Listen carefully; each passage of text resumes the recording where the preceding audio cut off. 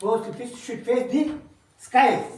ஆகாயத்தை நோக்கணும். தூக்கம் ஆகாயத்தை தூக்காத்த இப்படிங்க. இதில் எல்லாம் உங்களுக்கு கட்டுப்போகுது தானே. இப்படி வளரும்.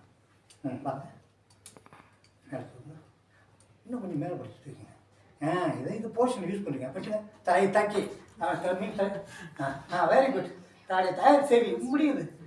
இது போதும். இதை நீங்கள் ப்ராக்டிஸ் பண்ணுங்கள். Very good. சூப்பர். தலை தலை தாளை செவி செவி அதான் தலை தலை தலை தலை சரி இப்போ உங்களுக்கு சொல்லிட்டீங்களா? இதான் தலை தலை